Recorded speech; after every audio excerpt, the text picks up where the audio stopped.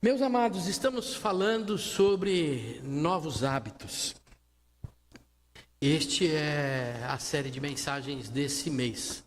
Novos hábitos. Nós somos chamados, no momento em que somos alcançados pela graça, de mudar o nosso estilo de vida, a nossa forma de viver.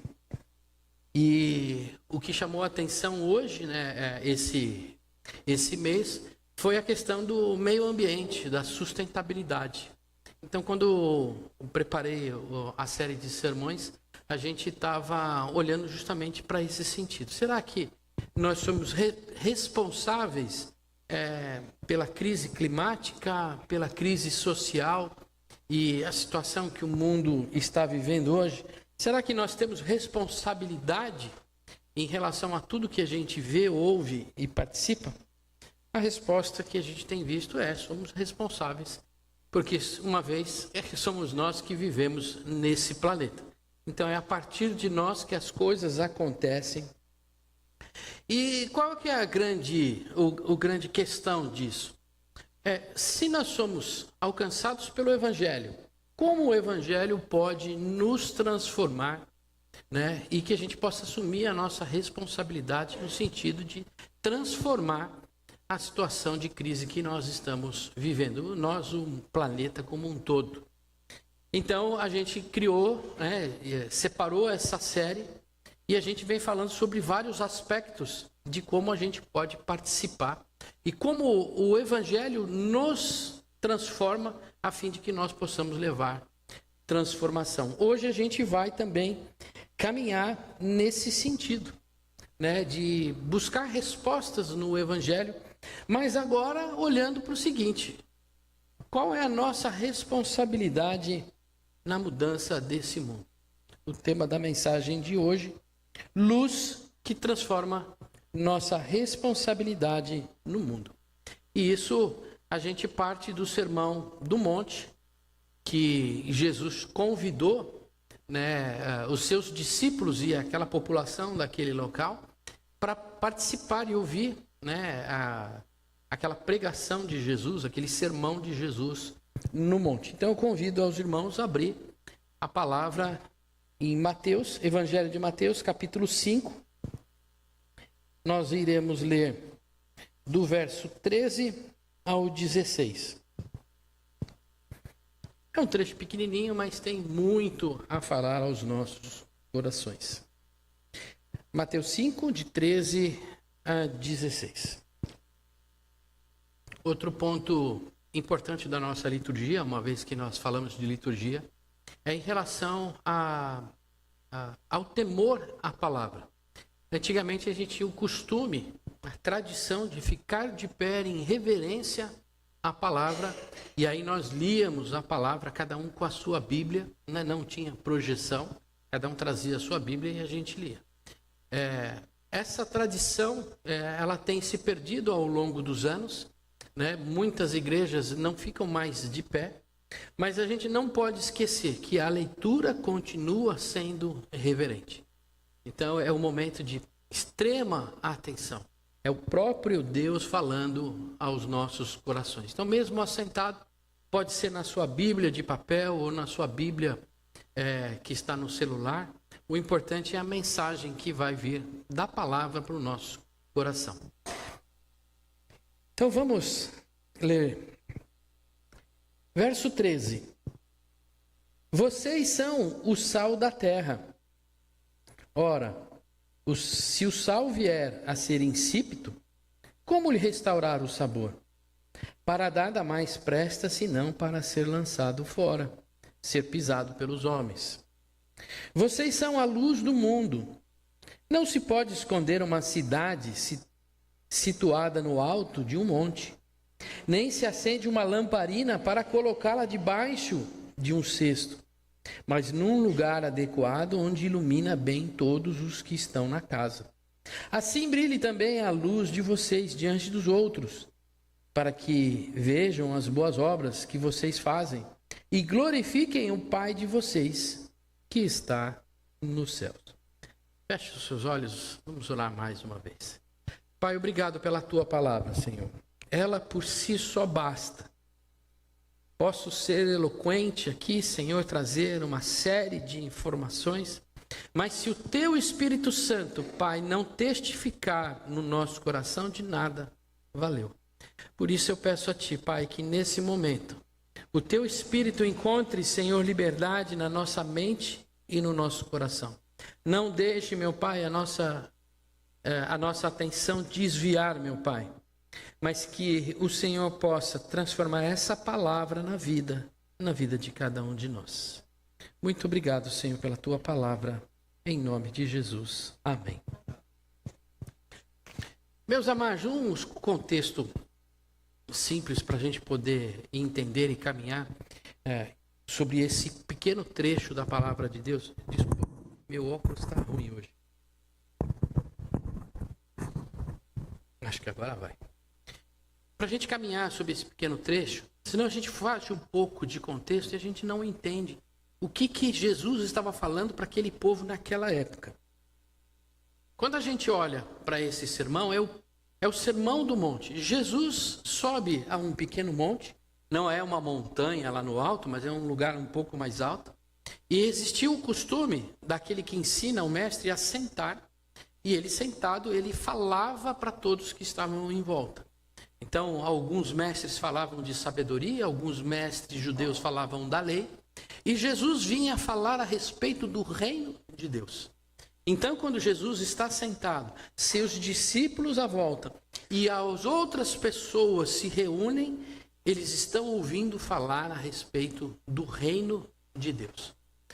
Não estão recebendo mensagem coach, nem autoajuda, nem um estudo bíblico.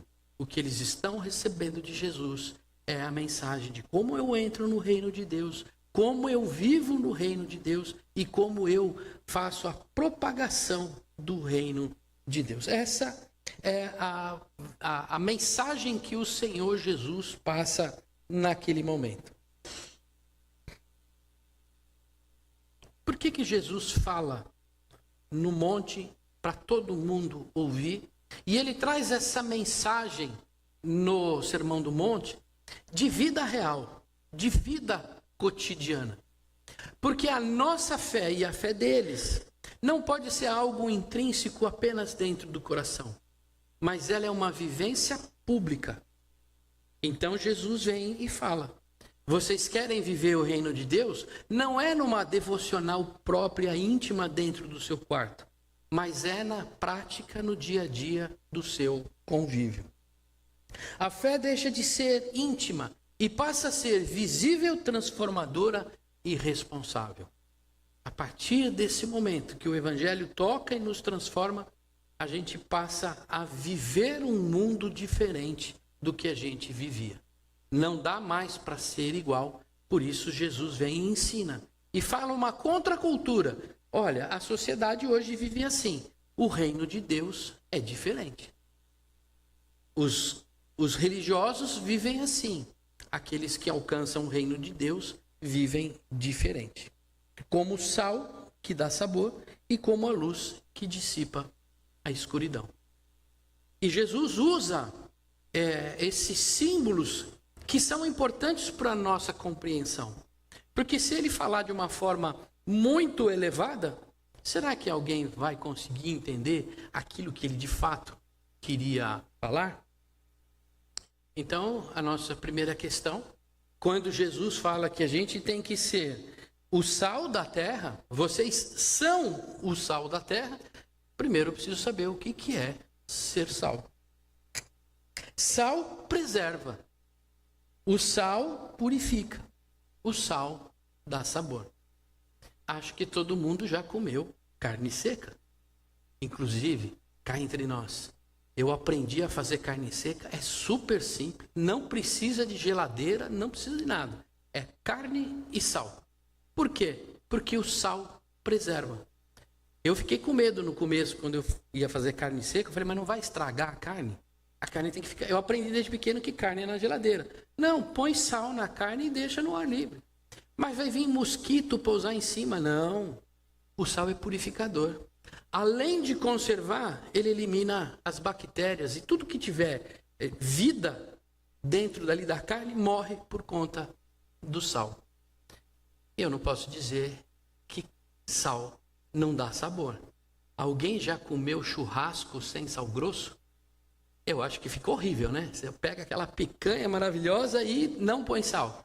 A gente fica desesperado, porque aquele salzinho dá um sabor extraordinário. Então, quando Jesus vem e fala que vocês são o sal da terra, é que ele vem falar que nós somos tudo isso. Que nós temos essas propriedades de transformação daquilo que a gente encosta. Não dá para ser um sal que não transforma, um sal que não seca, um sal que não mata as bactérias. Não dá para ser um sal que não dá sabor, porque o sal tem essa propriedade, senão não é sal. Então vamos entender, trazendo para os nossos dias de hoje, em que sentido é ser sal? Porque assim, eu não vou encostar no meu irmão e ele vai virar uma estátua de sal e vai ficar seco, né? Eu queria que alguém encostasse em mim e eu secasse, ficasse magrinho, mas não tem isso, né? Não tem jeito. Inclusive, quando você põe um salzinho, aí não dá para parar de comer, né? Mas vamos seguir adiante.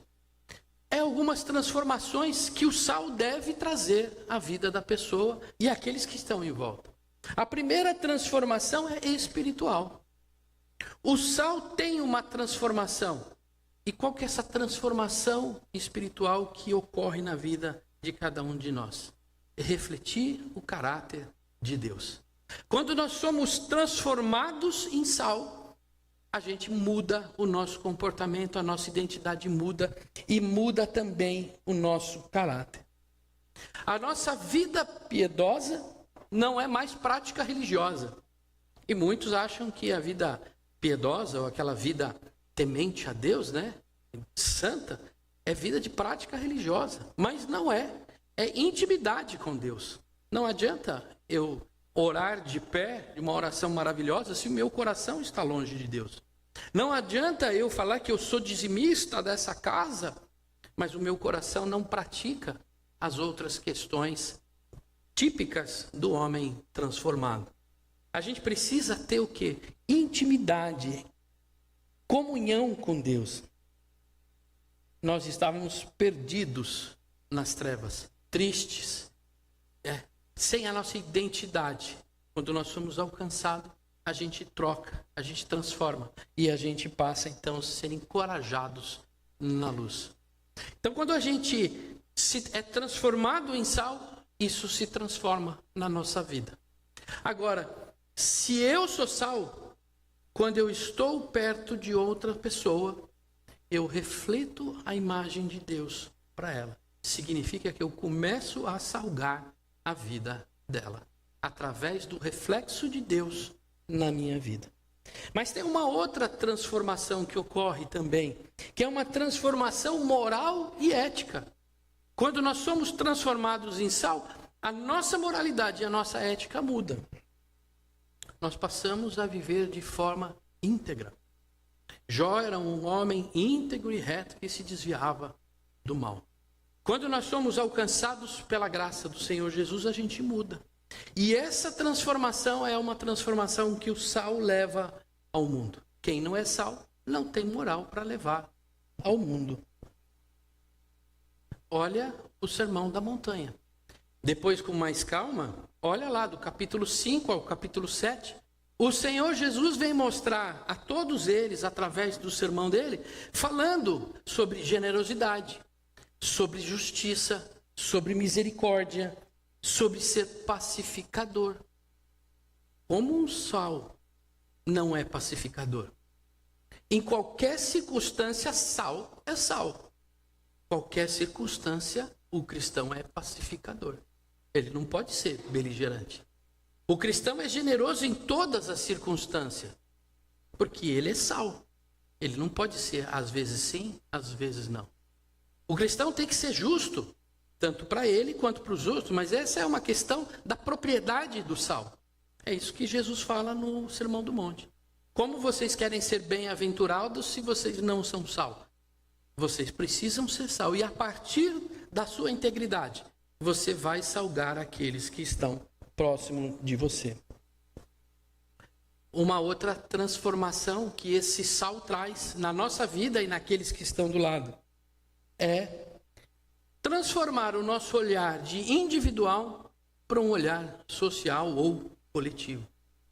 No sentido de amor ativo em relação ao próximo. Quando eu amo ativamente o outro, eu fui transformado. Mas, pastor, em que sentido isso acontece? No sentido típico da nossa sociedade. Qual que é o sentido da nossa sociedade? Cada um no seu quadrado.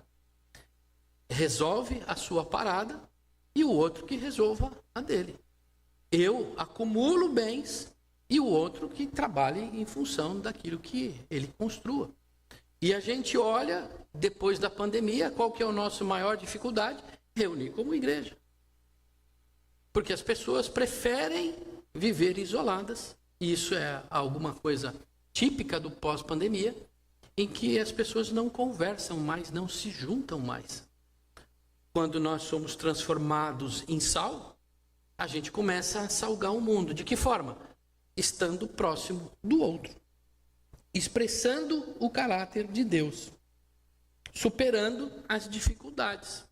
Por exemplo, uma característica importante de sal é quando a gente supera as nossas diferenças ideológicas. E eu sei que as questões são muito importantes no mundo de hoje e muitas famílias ainda existem, brigas entre si por questões ideológicas. Quando a gente ama o outro, a gente supera as barreiras ideológicas.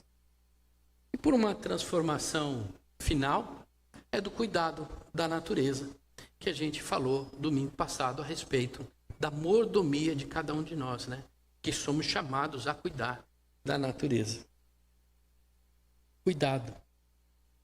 A religiosidade nos torna insípido. Olha o verso 15. Conheço as obras que você realiza. 15 e 16 de Apocalipse. Conheço as obras que você realiza, que você não é nem frio nem quente. Quem dera você fosse frio ou quente. Assim, porque você é morno e não é quente nem frio, estou a ponto de vomitá-lo da minha boca. Olha o que o Senhor Jesus, que é o próprio Jesus, está falando. Uma vida religiosa sem sentido traz você vamos dizer assim, um reflexo da sua fé de forma mais ou menos. Ou como diria por aí, uma fé meia boca. Não é nem fria, nem quente. Não é nem isso, nem aquilo. O Senhor Jesus, quando Ele nos chama a ser sal, sal não existe meio sal. Ou sal é sal, ou sal não é sal. Não dá para ter um meio sal. E é o que o Senhor Jesus está falando para as suas igrejas lá no Apocalipse. Não dá para ser meio sal. Ou você salga, ou você se transforma e transforma, ou você não está sendo sal, como eu digo que vocês são sal. Agora, o que é ser um sal insípido? É ser um religioso, um sal que não salga a sociedade, que não impacta a sociedade, que não transforma a sociedade. É muito bonito eu falar, eu sou cristão. Olha, tenho a minha carteirinha, vou na igreja, ponho aquele boné fé, põe nas minhas costas, Jesus Cristo é o Senhor. Mas o quanto eu salguei a vida do outro? O quanto eu transformei a vida do outro a partir da transformação da minha vida? Não transformei ninguém. Então como é que eu posso me considerar sal? Aquele que é sal e não salga, ou aquele que é morno, não está agradando a Deus. Por isso que a gente convoca a igreja, a gente prega, a gente fala do Evangelho, fala da centralidade de Cristo nas nossas vidas. Porque a partir do momento que eu, você, cada um de nós salga a nossa vizinhança sai das trevas e entra para a luz. Quando ela é alcançada e transformada, ela se torna sal. E aí ela salga os outros que estão no relacionamento dela.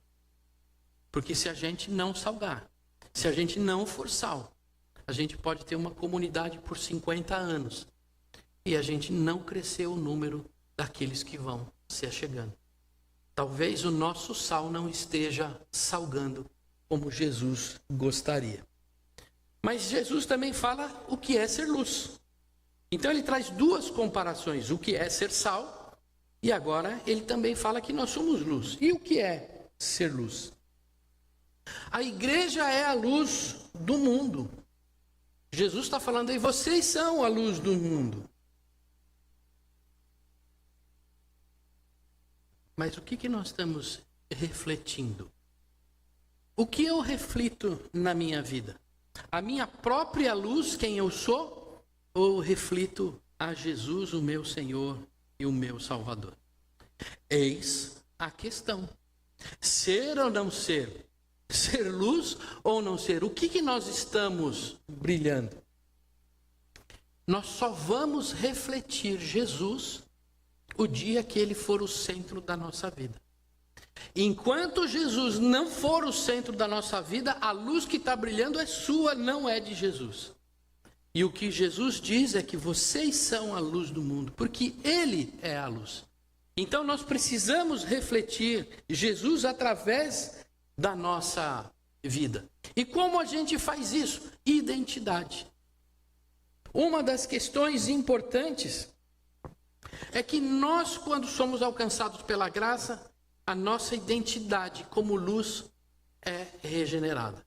Porque até então, em razão do pecado de Adão e Eva, nós fomos marcados pela imperfeição do pecado, somos pecadores, somos falhos, somos imperfeitos, mas quando a graça de Jesus vem sobre nós, a nossa identidade é resgatada.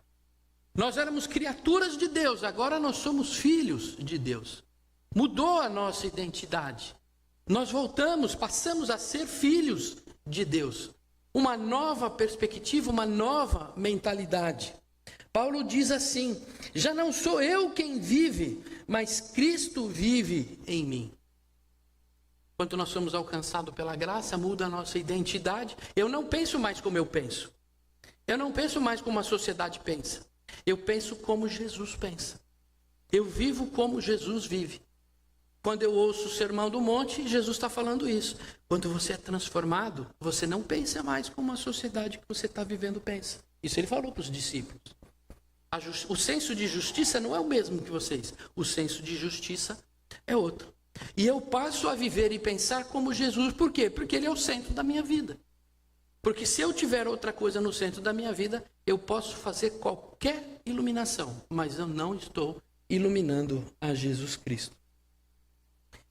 Quando Jesus também torna centro na minha vida?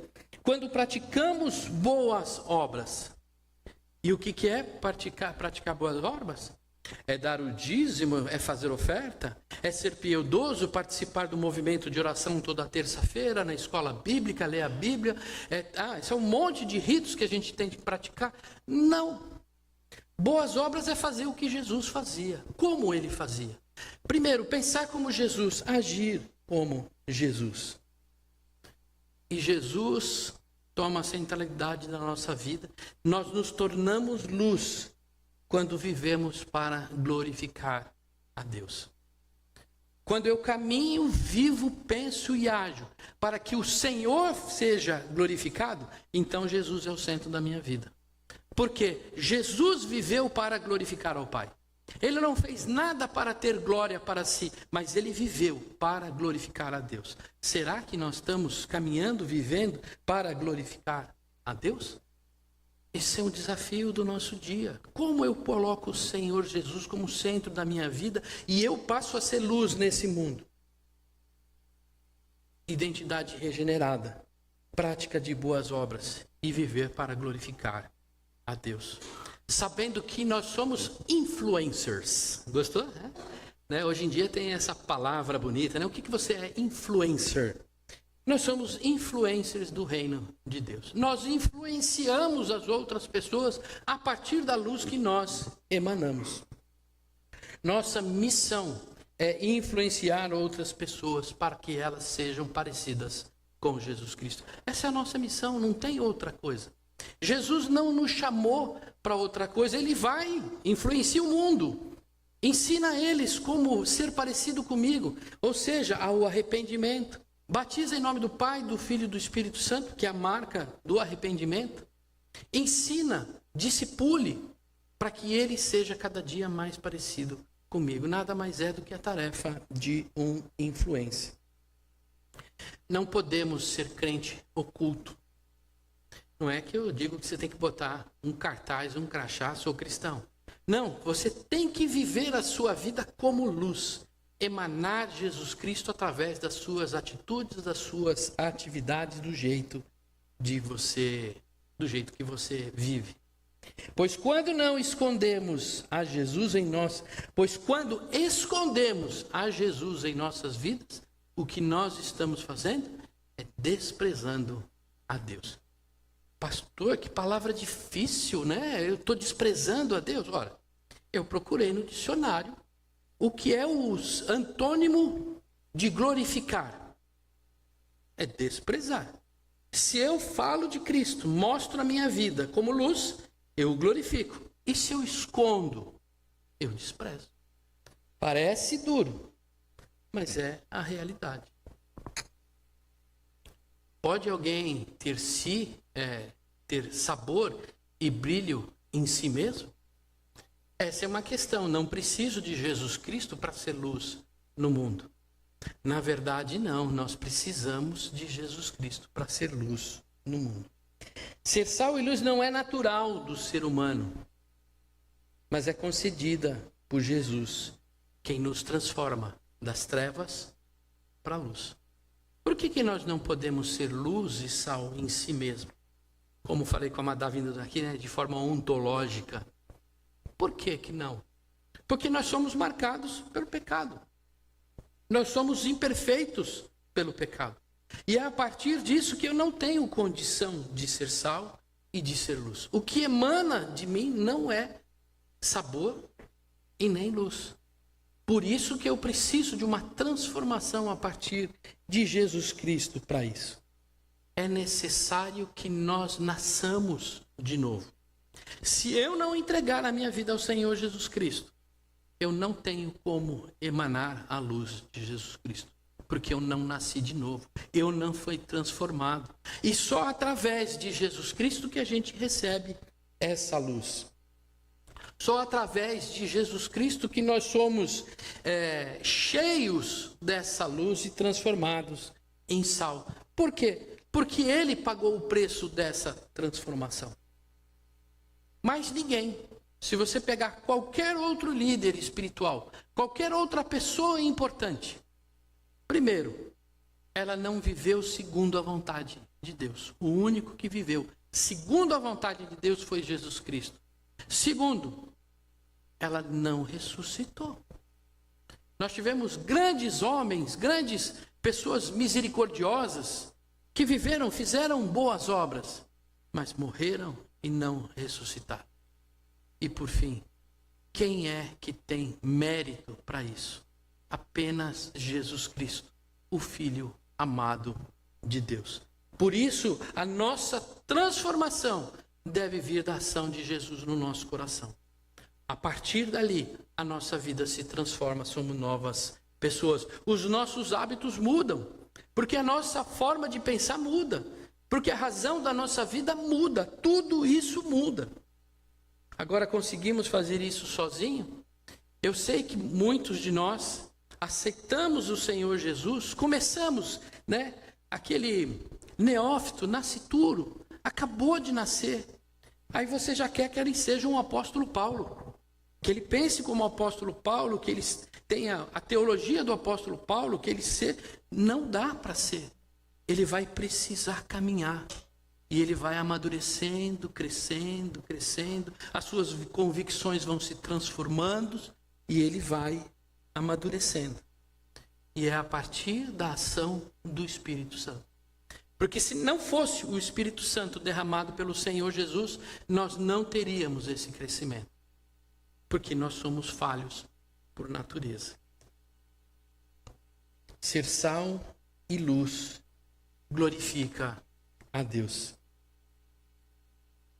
Como eu já falei, meus amados, ser sal e luz não é viver ritos religiosos. A gente precisa deixar de lado eu cumpri os meus ritos, eu fui na igreja, eu fiz isso, eu fiz aquilo.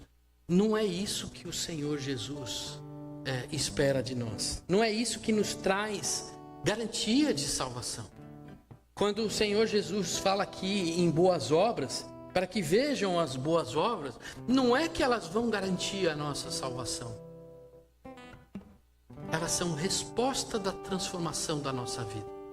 Quem pratica a boa obra é porque foi transformado. Mas eu não pratico boa obra para ser transformado. Quando a gente começa a entender que a transformação do nascer de novo nos faz ser parecido com Jesus e praticar as mesmas obras do que ele praticou, a gente começa a entender que nós somos a expressão da graça de Deus nesse mundo. Quem olha para nós vê a Deus, vê ao Senhor Jesus Cristo. E isso que glorifica o Senhor. É essa vida que reflete esse amor de Deus pelas nossas vidas. Portanto, vão e façam discípulo de todas as nações, batizando-os em nome do Pai, do Filho e do Espírito Santo, ensinando-os a guardar todas as coisas que tenho ordenado a vocês. E eis que estou com vocês todos os dias até o fim dos tempos. Feche os seus olhos. Pai, obrigado, Senhor, pela tua palavra, Senhor. Senhor, nessa noite somos desafiados, meu Pai, a olhar para dentro de nós, não para o outro, olhar para dentro de nós e falar: será que nós estamos sendo sal e luz? Senhor, a nossa oração agora nesse momento, Senhor, é de oferecer a nossa vida diante do teu altar, como oferta, Senhor, de amor e de sacrifício de tudo que temos e tudo que somos. Senhor, queremos entregar a nossa vida a Ti, Senhor, como oferta agradável ao Senhor no Teu altar. Senhor, para Te adorar, para Te glorificar, Senhor, foi o motivo de nós termos nascido de novo.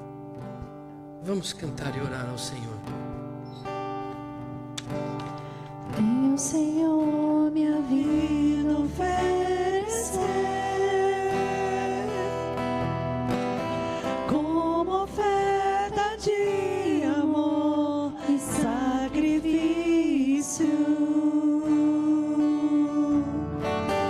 Quero minha vida a te entregar como oferta viva em teu altar. Venha, Senhor, minha vida oferecer como oferta de amor e sacrifício.